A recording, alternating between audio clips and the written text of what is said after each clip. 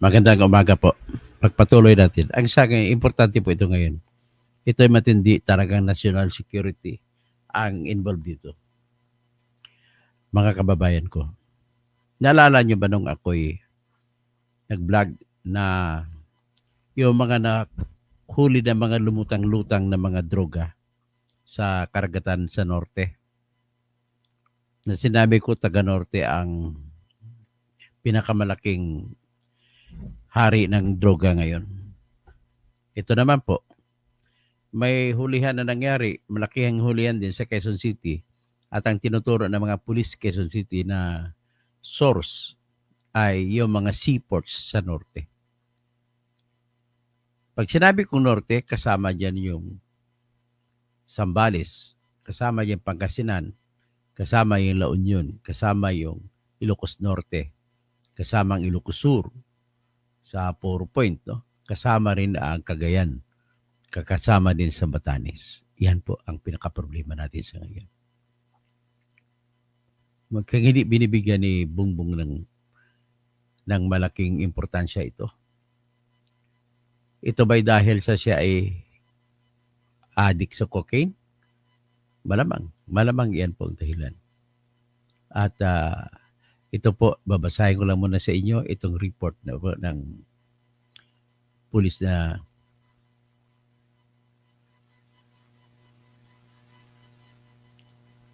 matapos siya makahuli, ay sinabi niya na sa norte ng kagaling yung mga droga. Ito, basahin natin ang balitang ito. Napaka-crucial na balitang ito. At nagkaroon po ng closed door meeting ang mga opisyal ng mga PNP doon sa Northern Luzon.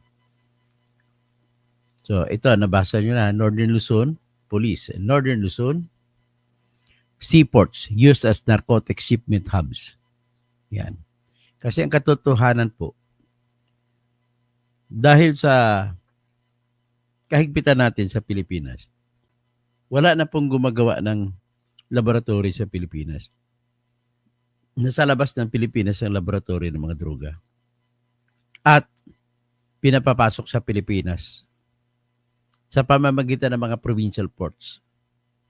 So, ang style pa nila para hindi mahuli, ipapalutang-lutang, tapos kukunin ng kanilang mga kontak at ibigay doon sa, kumbaga ihulog sa dagat. Tapos, may papasok na mga nasasalo. Ang problema, sa dami ng mga hinulog, yung iba ay hindi nila nakita. Nakita ng mga fishermen natin, mga mangingisda.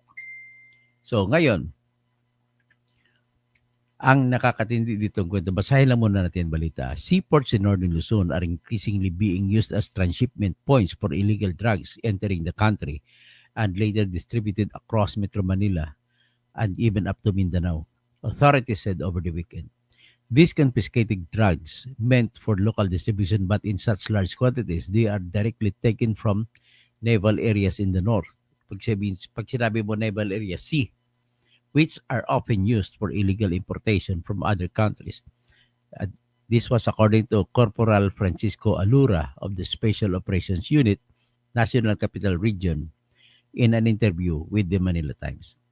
Alura issued the statement following the seizure of 1.36 million worth of shabu and cocaine in a buy-bust operation in Quezon City last Thursday. An initial police investigation suggests that the cocaine and the suspected shabu, about 200 grams worth 1.36 million, seized from the two suspects were part of a wider drug supply chain that extends beyond Metro Manila, Alura said. Police said that the main suspect was identified as a member of the Sige Sige Sputnik Gang. Yun ay maliitang tao lang ang nahuli nila, pero yung pinakahari nandun sa norte. Describe authorities as one of the country's largest street gangs na sila, involved in narcotics distribution in NCR and nearby provinces. Our main subject is considered a high-value individual and is affiliated with several drug syndicates operating in NCR and other adjacent regions, Alura said. He added that the investigators are now coordinating with other law enforcement units to trace the source of the drugs and track down higher-level operators in the network. Last Thursday's bypass operation was led by Lieutenant Juan Carlos de Ramos and directly supervised by SOUNCR Commander Colonel Darwin Miranda. Police credited weeks of intelligence and surveillance work for the operation's success. This was all directly supervised by Colonel Miranda from the initial planning to the execution of the bypass, Alura said. The operation succeeded through the combined effort of every team member.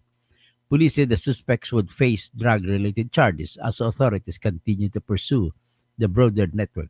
Our fight against illegal drugs will not end with the two suspects' arrest. Alura said, we will continue to pursue illegal drugs cases in court until conviction and carry out further police incentive operation. So ito po, yung police na ultimo sa Metro Manila ay nagsasabi na ang drugs ay nanggaling sa norte. Let us talk about sa norte.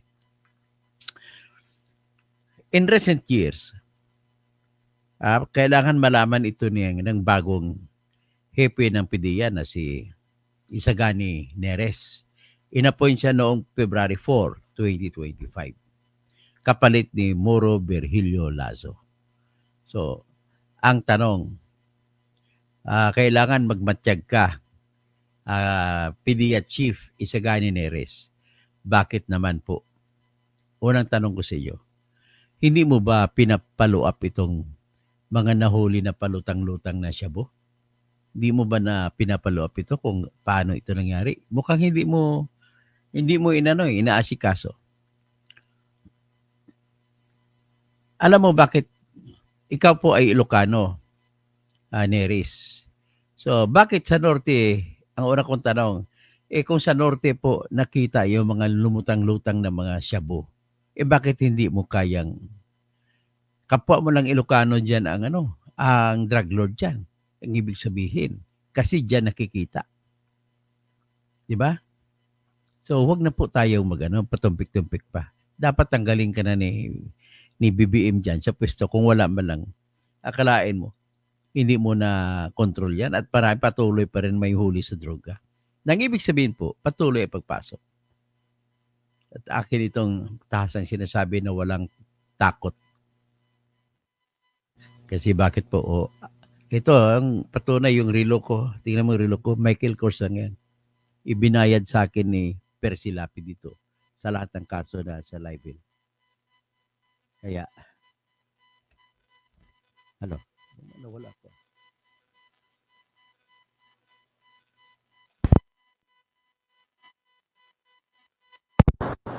Hello, sound. Ayan, yan na. Lagi nawala. Hindi ko, sabihin, sira na yung makina ko. Bibili ako ng bago makina. So, yan po ang aking tanong. Ang tanong ng bayan ngayon. Ang tanong ng bayan ngayon ay, dapat tanggalin na ni BBM kung talagang concerned siya sa kinabukasan ng mga bata na nalululong sa droga, ay dapat po ay tanggalin niya na si Isagani Neres. Walang kwenta. Mas maganda pa sa panahon ni Moro Virgilio Lazo. So, ngayon, ano ang meron dito kung bakit? Ang tanong lang dito ng bayan, bakit dyan sa norte ang mga drugs ngayon? Dati sa south, di ba? Sabi pa nga ni Colonel Asierto, involved sa droga si Duterte. So ngayon, paano maging involved si Duterte? Nasa kulungan siya. At wala yung tinuturo niya si Michael Yang, wala na dito. Ay pumunta na ang huling alam ko, nasa Dubai na. Doon na bumili ng bahay at lupa. At bakit ngayon? Sumusunod ba yun kung sino presidente, taga saan ang presidente, doon na pupunta ang mga mapupulot ng mga kwan? Kasi sa panahon ni Duterte, bago siya pumasok, mga nakikita po yung mga lumutang-lutang na droga doon sa teritoryo ni Kelvin Espinosa sa Samar, sa Leyte. So ngayon, minsan may mga nakuha dyan sa Bicol area na dagat. Ngayon sa norte na lahat. Ibig po sabihin kung norte, nanggaling po yan sa China. Kung hindi China, Taiwan. Tingnan mo ang pinakamalayo na hulihan na kung saan ang mga droga nakikita ay sa Batanes. Pabab, pakaliwa siya papuntang China area. So, Cagayan, papunta sa Ilocos Norte, tapos Ilocos Sur, La Union, Pangasinan, Bataan. So, ang tanong ko po, may connection ba ito sa pag-appoint kay sa kawalang hindi epektibo na appointment kay Isagani Neres? Wala kang ginagawa eh. Lagi nangyayari ito eh. Kung titingnan natin Isagani Neres, kailan ba nangyari itong hulihan? Sa Zambales, June 20. In-appoint ka February 4. 2025 lahat ito. 10 billion worth yan. 1.5 tons na shabu. Nahuli sa dagat. Ay, hindi nahuli. Nakita. Sinuko ng mga farmers. Ang mga isda. Sa Pangasinan, Air Region, 903 kilograms. Halos isang ton. Ang worth yan is 6.8 billion pesos. Sa Ilocos Sur, 25.5 kilograms nakita palutang-lutang sa dagat. Ang halaga niya 179 million peso. Sa Ilocos Norte, nakita sa dagat doon, 3 pack. Ang halaga 20.4 million pesos. Sa Cagayan province. So, ang nakita dyan ay 115 kilograms plus 400 grams. Ibig sabihin, ang halaga niya 107.4 million pesos. At saka may isa pa sa Batanes. Hindi lang nakalagay kung magkano. So, ang tanong ng bayan, bakit nangyayari ito? Kung dati makita natin sa South lagi ito, ngayon sa North.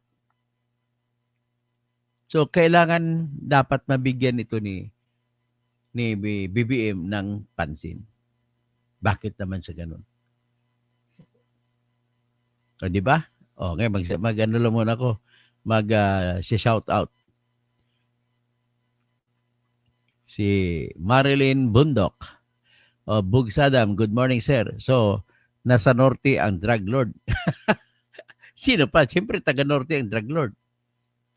Di malayo namalaya ang mga adik dyan sa lugar na sakop ng norte. Sir, kasali kaya si BBM natin dyan? Ay malamang kasali si PBBM dito. Pipito, like Dan, Katotis, okay pakishilike nyo, pakishare para naman mas marami nakakaalam sa ating pangyayari sa ngayon. Akatsuki, sa totoo lang, nakakatakot ngayon lalo kung may anak kang babae dahil makikita mo talaga sa daan kung sino ang positive na droga tapos yung mga araro pa sa Commonwealth bago bumiyahe, nagdroga muna. Ay nako. Yung nga, mga driver natin nagdodroga. Pipito, hay nako, yan ang kinaasaran ang droga. Nasira ang buhay ng anak diyan babae sa Pinas. Hindi magpakamatay yan, mga adik at na drug lords. Mga politiko, adik natin. Okay, mga politiko. Binanggit mo na. Ikaw na nagsabi, politiko. Ginalyn Isaac, sana pag naging senador ka, Katoto, iwasan mo ang mag-corrupt. Hindi talaga akong corrupt. Ayoko ng senador lang ako. Gusto ko presidente ako para maggawa ko ng pagbabago talaga. Denby Lasyon. Tapos LTC Midnight. Katoto, tanong ko lang, aalisan din ba kami ng pension, retired government employees kung magpapahayag? Hindi kayo pwedeng alisan. Sinasabi ko na nga, hindi po pwede. Bawal sa batas yan. Kasi Mamerto Lawrence, dati ang mga drug lord na sa Malacanang kasama si Duterte pero hindi ginagalaw, untouchable. O ngayon, nasaan na? Mamerto Lawrence, sana.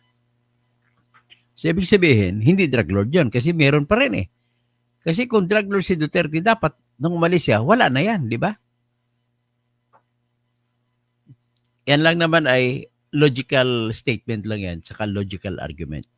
I am not closing the door na posible talaga na may may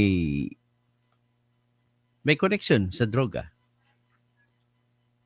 Lalo na ngayon na addict ang presidente. Either si addict siya kasi unang-una kaklase niya mismo. Isa sa kaklase niya sa high school ang nagsabi sa akin. Printing services, sandamakmak na ang mga addict ngayon. Sir Toto, balik normal ang kalakaran. O, ito ka. Andiyan na tayo, dapat parusahan si Duterte sa pagkapatay ng mga 30,000. Pero andyan pa rin ba kayo? Sa katotohanan, hindi natin, sige, ikukulong natin, pero we have to give credit to the man na nagpapakulong para lamang maging matahimik ang bayan natin mula north, mula Apari hanggang Hulo na walang nagtitinda ng droga. Oo, sabihin natin, andyan, involved siya. Marami siya mga big time. Pero katotohanan naman, ang nawala sa loob ng 6 na taon, nawala sa ating kalsada yung mga nagtitinda na maliliit na droga, parang ating mga anak ay mahulog sa mga nakaka-addict. Di ba? Aminin na natin. Kailangan parusahan si Duterte. Yes, let us punish him for doing that. But then you cannot deny the truth that because of that sin that Duterte did, our streets were cleared of drug binays. Maaring mga big time, pero what is important is sa kalsada natin ay wala. Yan ang hindi po maintindihan nata ng mga leader sa ngayon. The truth of the matter is, bakit kahit anong tira nyo kay Duterte at kay Sara, ay nanatili ang suporta ng mga tao na itong tawagin nyo ay DDS. Bakit? Noong isang araw, pumunta si Sara Duterte sa Manawag, La Union, dinumog siya ng mga Pangasinense at mga Ilocano roon. Ibig sabihin po, ganon si Duterte kasikat sa lugar ng Ilocano. Bakit? Lahat naman sila kumbinsido sa panahon ni Duterte na walang nagtitinda ng droga sa panahon ni Duterte. Although dapat nating parusahan si Duterte sa mga namatay kung patunayan na siya nag-uutos na pumatay.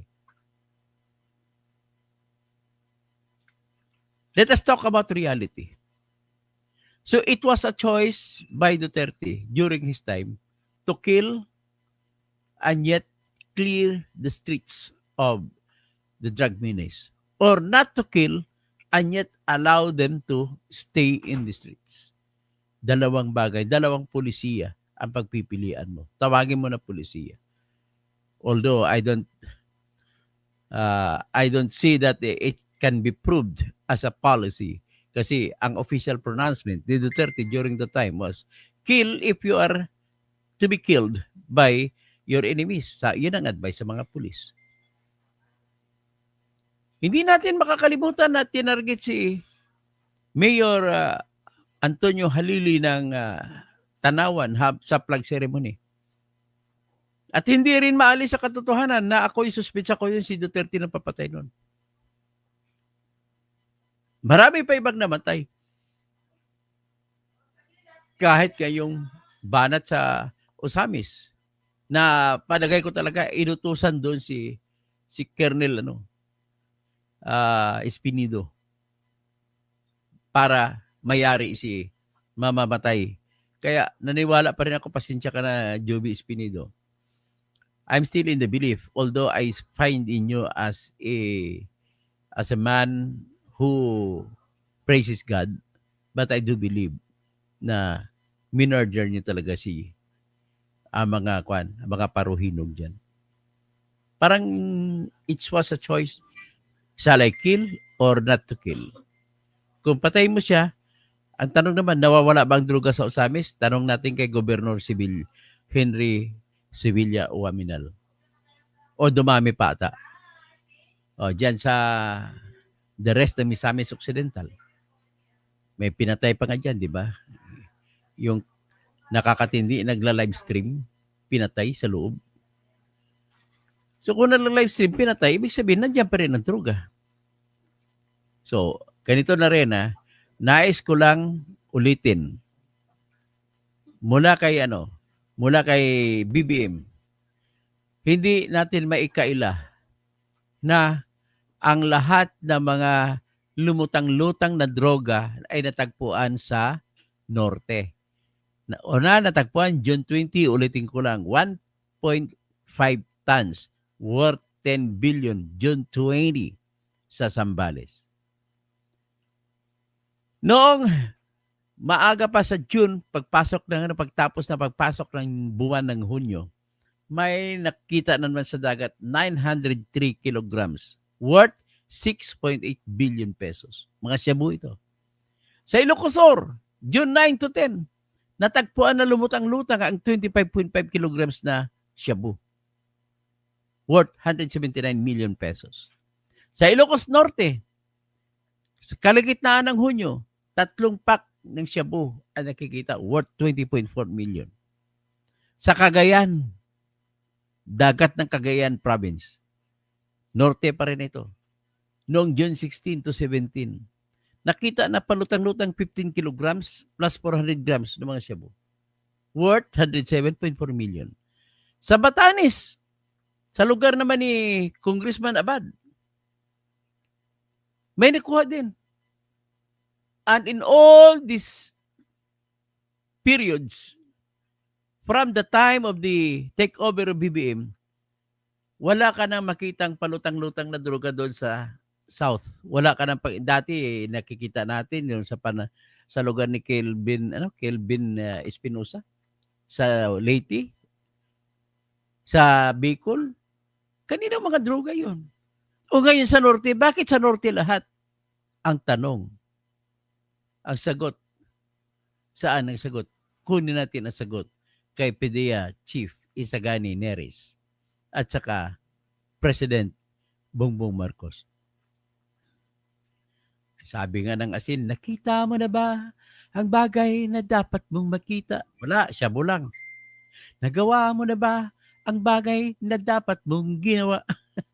Hindi pa ginawa, hindi pa hinuli. Bakit ganoon?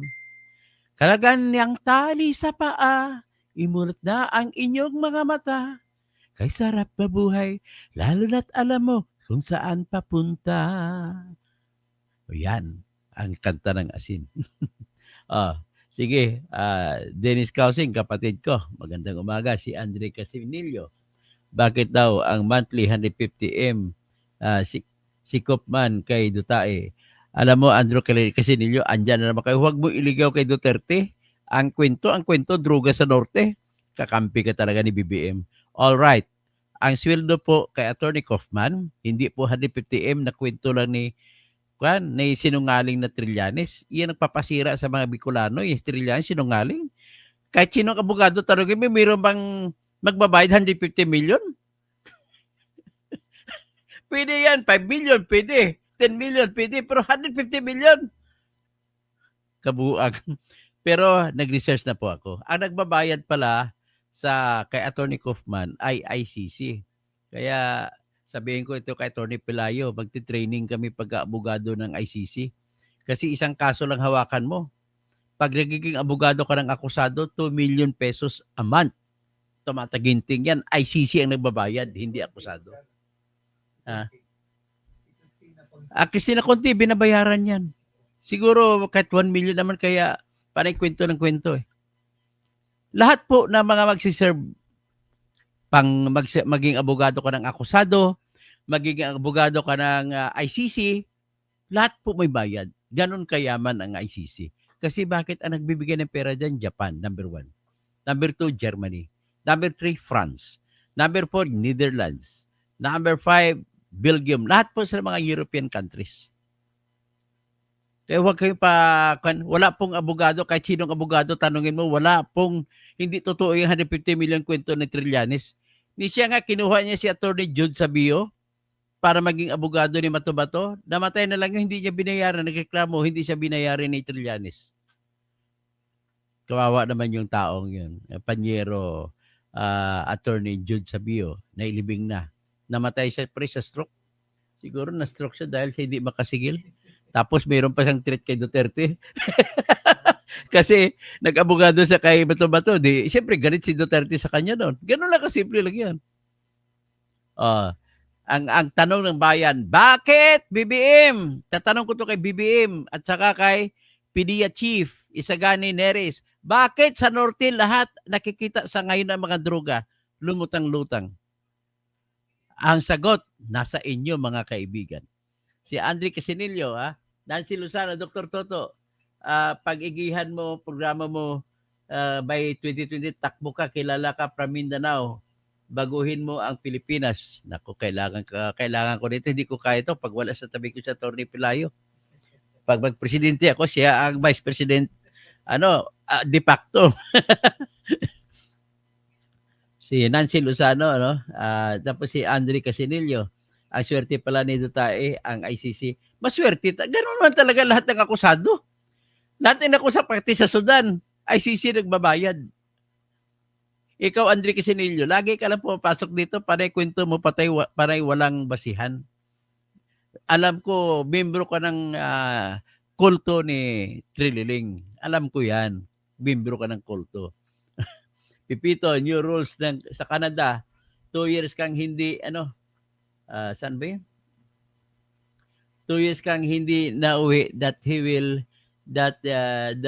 will review your pension benefits. Ay, wag hayaan na lang natin Canada. That is not our country anyway.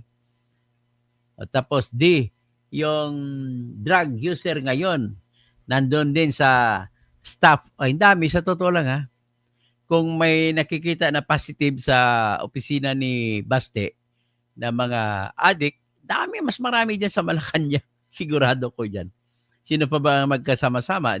Parehong addict. Pipito, yes ka tots for president. Dapat presidente tayo. Hindi natin kaya na paguhin ng bansa pag senador lang tayo.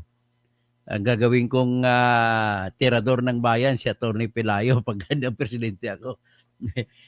Ito mga troll, na to, kung kaya lang na pagbanat, pag si BBM ang topic ay DDS. Ang layo nila sa topic. Di nakapati do, Dr. Kasing, siya ko lang nalaman na yung ICC ang nagbabayad. Opo, ICC po ang nagbabayad. Maynard Salvijo, nakasingit lang, nagpapalala ang DSWD ng 720, nagpadala yung DSWD ng 720,000 na ayuda sa mga nasalata ng Bagyong Ramil. Hinati-hati ang malaking halaga. Sino ba ang bakit ko konti lang binayad sa ang binigay na tulong sa Cebu, sa Bugo, sa Davao? Dahil hindi ko na alam. Politika yan Andre Casinillo, may point pala ang Comelec, dineclare kang nuisance candidate. Galit ka daw sa akin. Ginalin Isaac, membro yan ng Attack Dog na Singiwi. Membro pala si Andre Casinillo ng Attack Dog, hindi kaya Trillanes. Hindi kaya depensa ng mga trolls na ito, bakit lang yung Dina Arroyo nasa Malacanang pa din? Si Dina Arroyo po ay asawa ni Tantuco. Proven na po sa California na namatay si Tantuco dahil sa cocaine overuse. Tapos umamin na rin si Dina Arroyo na gumagamit. Bakit? Andyan pa rin, sekretary pa rin siya ni Lisa Araneta Marcos. Sagutin nyo, bakit? Siyempre, kajaming. Wala nang ibang rason yan. Kajaming. Bordado. Bakit pagtatanggol si Basti, sir, hindi ko siya binatimit. Sinabi ko nga, maraming positive sa kanyang opisina Di ba? Pinagtatanggol ba yung sinabi ko na may positive na 17 na empleyado din sa Davao City Hall ay nagpositive sa droga. Mas maraming positive dyan sa Malacanang. Sabi naman ni Dennis Causin na kapatid ko, ipagdasal ko na lang ang mga troll na sana, Lord, mahalin mo sila at nadalhin mo sa kaharian mo. At yung kapatid ko magdasal na sana dalhin mo sila sa kaharian. Ibig sabihin, gusto mo sila mamatay na kagad? That's one way of saying, sana mamatay ka na. Kung ang naalala ko doon si Edong Reyes, ng tao namin, chief photographer sa People's Tonight. Pag may kainisan niya, gusto mo ba na makuha ang SSS mo? Gusto mo na ba makuha yung, ano mo, yung death benefits mo? Ano gusto mo? Madyaryo ka o tabunan ka ng dyaryo? Di umaamin si Dina Arroyo na gumagamit yan. Pero hindi pa rin sinibak. Ganun. Baka ma-illegal dismissal eh. Hindi ko alam. Kung ako, hindi ko alam paano i-depensa yun pag tinagal dahil sa cocaine eh. Ang due process na lang ang titingnan namin na Atty. Arroyo. Si Maynard Salvijo. Tapos sino pa ba? Pipito. Yes na. Totski for president. Tapos yung drug user. Okay, si Andre Casinillo, kakampi ni Trillanes to. Tapos Pipito, New Rules ng Canada, Dennis Kausig, Andre Casinillo, tapos Mamerto Lawrence, Ginaline Isaac, Andre Casinillo, fake news ka lang dyan. Alan D. Magandang umaga, Dr. Toto, para sa katotohanan sa batas. Mabuhay kayo. Andre Casinillo, tumingin ka nga muna. Alamin mo lahat ng mga facts na binabanggit ko rito para maniwala naman ako sa iyo. Huwag niyo pa ulit-ulit, patagal na yung kwento, 150 million kasi nungalingan ni Trillanes yan na kinikwento sa kasama kaibigan ko na si Vlogcaster Armandin. Na hindi naman totoo yan. Paano mangyari? Tanong mo sa lahat ng abogado. Wala pong abogado na niningil 100 million. Kahit yung Fortuner Basa dyan, hindi maniningil 100 million. 10 million pwede pa. Pero 100 million, no way! Pwede mangyari yan sa tinatag namin na contingency lawyering na nanalo ng 1 billion o 10%, kukunin ko 100 million. Ganun lang kasimple lang yan. Kaya huwag kang maniwala sa kwentong yan. Printing services, sandamakpak po ang mga adik ngayon. O tama. Kaya nga, sabi Denby Ilasyon, hindi ka toto, tanong ko lang, alisan din ba na kami ng, hindi kayo pwede maalisan ng kan. Huwag kayong mag-alala sa pag-express ng inyong freedom of expression, kayo mga military officers na nagretiro. Kasi ang press freedom po ay hindi po siya dahilan para gagawing kasuhan kayo ng sedisyon at tatanggalan kayo ng pensyon. Matuwa nga tayo kasi mayroong matapang kasi karamihan ng Pilipino takot magsalita. So, Akatsuki, sa totoo lang, nakakatakot ngayon, todo. Kung may adik, naraming adik, no? Sa kalsada, Bugsadam, good morning, sir. Marilyn Bondok. Sino pang iba? Tapos, okay, sino pa? Si D. Galit sila kay Mayor Magalong kasi may project daw ang mga Diskaya. Maayos naman ang project ni Diskaya kay Magalong. Kasi yan po ang katibayan. Alam ni Atty. Pelayo ito. Ito ang katibayan kapag ang politiko ay may control sa lahat ng project. Bakit? Siyempre politiko, ito kay Magalong, sinabi niya, every now and then, minomonitor niya ang pagpatayo ng tennis infrastructure doon sa Baguio City. Kita mo maganda pagkagawa. Natuklap lang yung pintura, pininturahan ulit. Sabihin, low quality lang yung pintura, nagmamadali. Kasi alam mo pintura, magtanong ka po sa lahat ng nagpipintura. Paripaint po ang kotse mo. Bakit ka magparipaint ka ng tag-ulan? Pag tag-ulan yan, tatanggal ka agad yan. Kaya lang magparipaint ka, hot oven mo. Sa loob ng oven na mainit. Patapos pag matuyo, saka mo ilalabas para hindi matuklap ang pintura. It's just a matter of procedure. So, sabi ni Di Uli, sabi ni Pipito pala, ang gagaling ng BBM ayuda, libo-libo, pero bigas, binibenta ng 20 pesos to anyone. Pero magbebenta na ito, dahil nasalanta kayo ng Bagyo, nasalanta kayo ng Lindol, o ito pong aming ayuda, bumili kayo ng bigas, 20 pesos per kilo lang. Hindi ko alam kung asan yung utak na nagagumagawa niyan. Di galit kayo kay Mayor Magalong kasi may project daw ang mga Diskaya. Okay, nabasa ko na yan. No? Mercado Kati, Dr. Toto Kasing, good morning. Mahirap sagutin or badragulan sa mga trolls dahil bukod sa monthly salary nila may 150,000, 15,000 pa sila incentive. Yun, ganap pala. Andre Casinillo, yung maraming nag-positive sa illegal drugs sa Davao Hall, tinanggal na. Ay, tinanggal na ba lahat? Malamang tinanggal na yun. Kasi nasa civil service rules naman yun eh. Kapag positive, tanggal ka na. Automatic yun. Lalo pa kung ano pa lang yun, contract of service employees lang yun o job ano, tawag diyan, job service? Oh, job contracts lang 'yon, contractual, tanggal kaagad 'yun. Ha? Job order, job order. Hilen ka Katoto for Senator 2025 na Selma Tariman. Attorney, dami trolls dito. Mayaman ng mga trolls. Napadagdag din sila ng ano ng algorithm sa akin. Nick Reyes, Katoto, Kausi, mabuhay po kayo. Di Andre Casinilla, may ebidensya ka? Kasi mima ka lang para may masabi ka. Si Bog Saddam, naglilihis lang ang mga yan ng thrilling sir dahil malapit na sila makorner sa lahat ng isyo. Doktor to, first time ko na balitaan na ibebenta ang bigas. Ayun. Binibenta pong bigas ng 20 pesos sa mga nasalanta ng Bagyo at saka Lindol. Ginalyn Isaac, yung naniniwala kay Trillanes, wala na din utak na lang ang tahol na masyadong nagalit sa pagtakwil sa tanong ko lang sa inyo, si Trillanes lang makakasagot dito. Bakit hindi mo tinitira sa flood control si BBM, si Romualdez, saka si Saldico?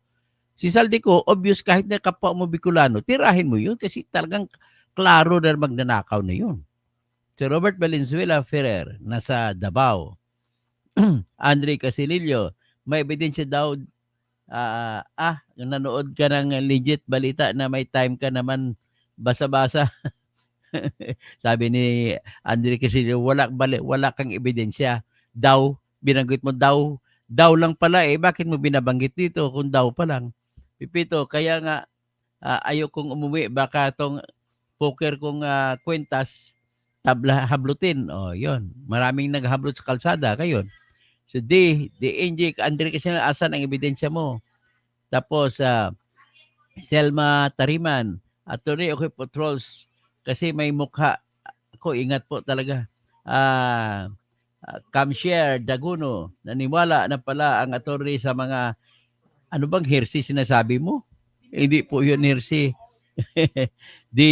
Si Dina Arroyo kasama, si Ipel nung kinausap ng mga executives ng ABS-CBN. Nga pala, no, bakit pa nandyan? Adik yan, bakit nandyan pa rin yan? Andy Casinillo. Hanggang dyan kasama mga kaibigan ko na mga trolls na bumibira sa akin. Magandang umaga po sa inyo lahat. At sana naman ay mag-isip-isip kayo, tumulong kayo sa bayan. Okay? At pakishare na lang po mga troll na kaibigan ko. Pakishare na lang at don't skip ads sa mga team replay. Okay? At para makatulong naman kayo sa akin at magpapatuloy ako na ma-inspirado. So, sabi na panghuling sabi, Andre Casinillo, nagpakadali mag-research galing mismo sa ABS-CBN. 37 Davao City employees dinismiss from the service. Yan lang. Ganun lang kasimple.